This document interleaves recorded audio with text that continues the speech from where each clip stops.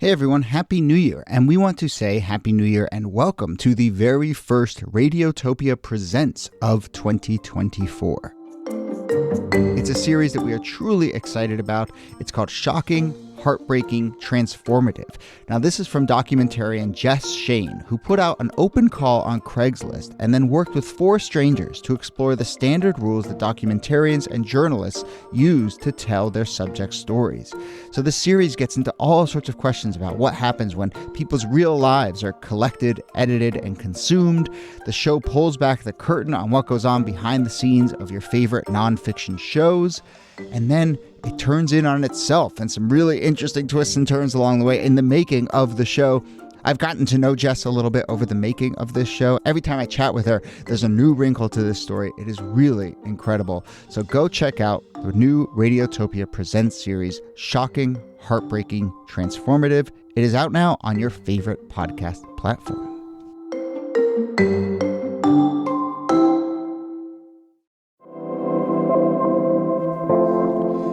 Hello and welcome to This Day in Esoteric Political History from Radiotopia. My name is Jody, Avirgan. This day, June 4th, 1972. In California, Senators Hubert Humphrey and George McGovern are appearing on ABC to begin stating their final case in the Democratic race ahead of that state's key presidential primary.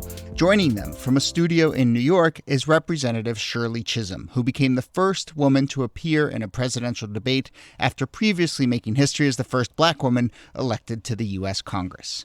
I'm joined to discuss, as always, by Nicole Hemmer of Columbia. Hello, Nikki. Hey, Jody. So I will just say we've both been waiting for our chance to talk about Shirley Chisholm. We both find her incredibly fascinating. This may not be the only time we talk about her. But I do want to start a little bit with this debate. So this is a debate ahead of the California primary. We obviously have Humphrey and McGovern, and then the mayor of Los Angeles, Sam Yorty, was there as well, and then Chisholm. Chisholm is not in the same room as the 3 men. She is joining from a studio in Brooklyn. Is that something we should read into, or what do we need to know about the way debates happened in that time? I mean, I think the most important thing to read into it is that this all happened really last minute and that the Chisholm campaign didn't have a ton of money. Those were 2 of the biggest factors. I mean, this thing was tied up in the courts for a while and you were kind of worried about it running out the clock. So it was decided just kind of last minute, and it put a lot of pressure on trying to figure out the logistics. And it wasn't actually even clear, I should say, that Humphreys and McGovern were going to participate once the debate got opened up to these other people. Yeah, and I think it also probably says a little bit about when we think of debate now, even in a primary debate, we think it's a bunch of people in the room, and obviously the moderators are there to try and get them to butt heads and talk right at each other. And this is slightly different. So it's not that big of a deal that she's not in a room because people are a little more separate in terms of how they make their appeals. Is that right? Yeah, it's less interactive. So remember at the time, we're talking 1972, there had only been 3 other cycles that even had televised debates, right? Starting in 1960 with Kennedy and Nixon. So it's still relatively new. It's still relatively formal and doesn't have that kind of back and forth fisticuffs in the same way because there wasn't really a model for that yet. One other thing about this debate, I mentioned Humphrey and McGovern and the mayor of Los Angeles. There was one other person who participated in it, a man by the name of Taylor Hardin, who was the director of finance of Alabama. He appeared on behalf of George Wallace, the famous staunch segregationist. He ran for president several times and was running in this race as well, but he'd been shot a few weeks earlier and eventually would be paralyzed, eventually drop out. I think we'll probably talk about Wallace more in future episodes, but I just wanted to flag how remarkable it is that we have George Wallace and Shirley Chisholm running in the same Democratic primary. Yeah, it shows you a Democratic Party that is in flux, that is beginning to slough off its segregationist white Southern wing and beginning to open up in a lot more ways to a much more representative and diverse voter base, or to at least have its candidates begin to reflect its voter base. And a lot of that was made possible by changes in the primary process that had happened just a few years earlier after the 1968 election. The Democrats had done what became the McGovern-Fraser reforms, which meant that primaries actually really mattered in a way, that they were much more powerful, and the party gave up a lot of its power to the people who were voting. And that allows you to have populist candidates and underdog candidates who kind of catch on and begin to get support. And by the way, Chisholm actually visited Wallace in the hospital after he was shot, and I think that caused a bit of a stir. She got criticized from the left, actually, for doing that. She says that she does it not because she likes Wallace, she thinks he's pretty awful, but because she thinks that we should be able to disagree and argue about politics without somebody bringing a gun to the show. So, given all that context, the nature of the party as it stands, the way that primaries had changed, the fact that, she does, it is fairly controversial that she sort of reaches out to Wallace in this way. What does that say about what kind of campaign was she running? Was she running a sort of insurgent activist campaign, or was she trying to really find a middle lane? She wasn't trying to find a center lane, that's for sure. She was running very much as her own person, right? Running as authentically herself. Her campaign slogan was unbought and unbossed. And so it wasn't a way like a populist insurgency campaign. She was like, I'm good enough to be president. She was already making history as a Black woman representative. She makes history now as the first Black woman to run for president for a major party. And she even picks up electoral college votes. She wins some of the contests that she's in. But as she does so, she's very much like Shirley Chisholm. She's running on things like childcare. She's running on economic inequality. She's running on women's rights.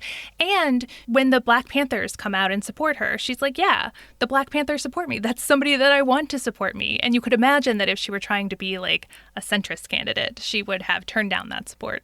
But I want to be clear here. I mean, she's not a radical in whatever way you want to interpret that, in the 1972 context, is she? No, not at all. I mean, she's a liberal Democrat. Yeah. The only thing really that's radical about her in the sense of her campaign is that she's a Black woman running for president. And that is what's treated as radical and fringe about her. And I guess that's, the larger point I want to get to is just kind of how when you have a candidate like her, all these other ideas get imposed, even if they don't invite them necessarily. And I suppose that, we saw this with Hillary Clinton. We see this with a lot of female candidates and African-American candidates, this kind of burden to carry the mantle of their identity, even if that's not sort of inside of who they really are and kind of what's motivating them to run. That's why I think that this debate is actually so important, to bring it back around, is because of who she was. She wasn't treated seriously, even though she was gaining support in different places around the country.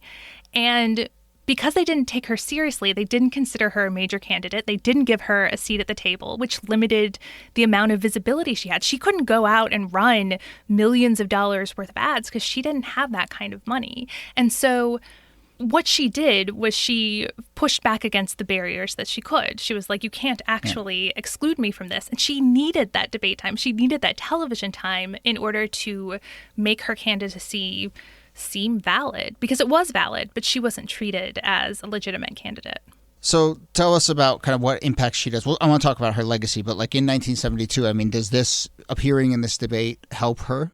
So we do know that she obviously doesn't win the California primary, but she's able to go into the convention having won some races, having stayed in to the end of the primary season, and have some influence on the convention. She's able to take her supporters there, and she's able to be a visible member of the Democratic Party there. And in many ways, that's part of what she was fighting for, to have influence. She knew she's probably not going to win the nomination in 1972, but she knew she deserved to win in her mind, and that the more she could show that her campaign was legitimate, the more influence she'd have in the party.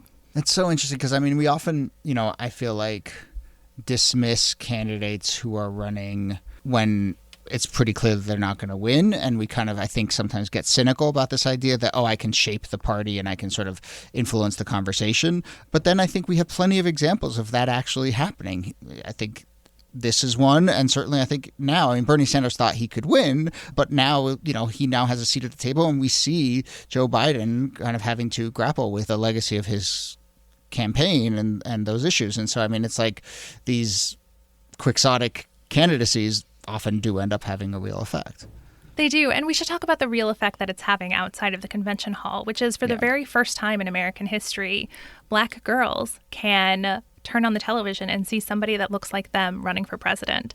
And there is a real power in that. I mean, if you look at 2016, when Hillary Clinton won the nomination, that has a real effect on women running for office because they see that it is possible for a woman to win the nomination of a major party, and that just having that representation or that example removes barriers that existed before. Yeah. One last thing about Chisholm. Years later, when she talked about her run, she would often say that she felt like she faced more discrimination for being a woman than for being black. And one of her quotes in that regard is she would say, men are still men, whether they're black or they're white. She obviously, when she said that, didn't know that we would have a black president before we would have a woman president. But what do you make of that quote and that legacy and that assessment? It's a really interesting observation, and I think it speaks to that particular moment that you're in.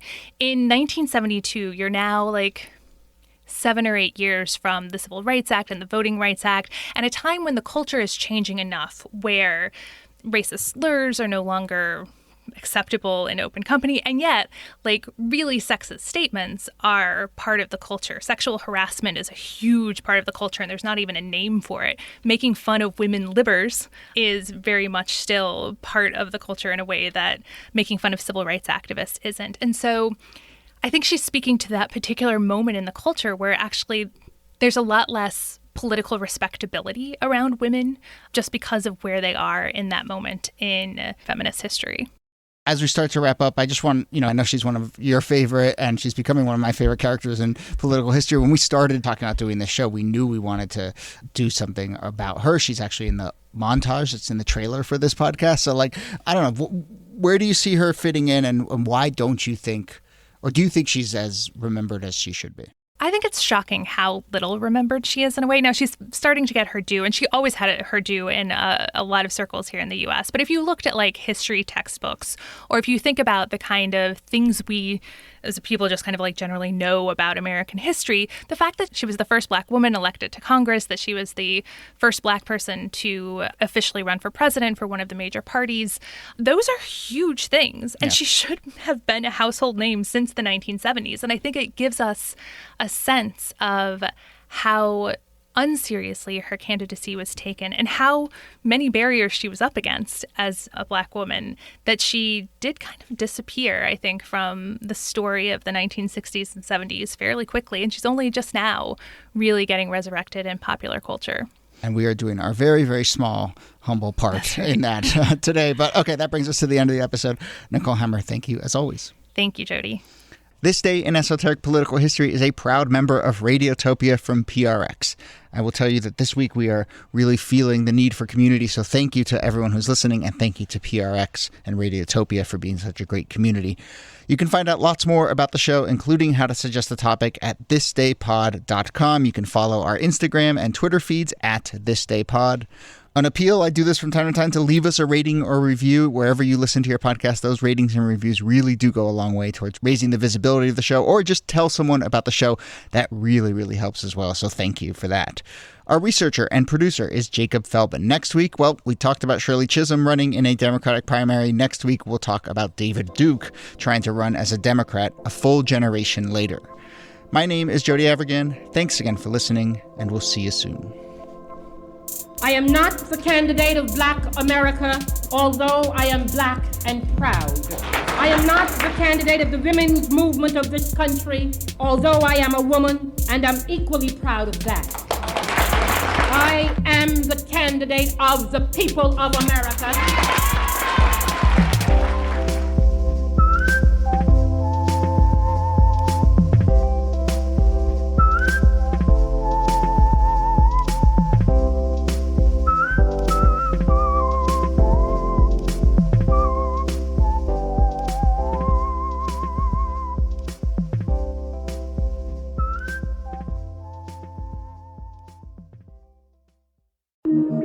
Radiotopia.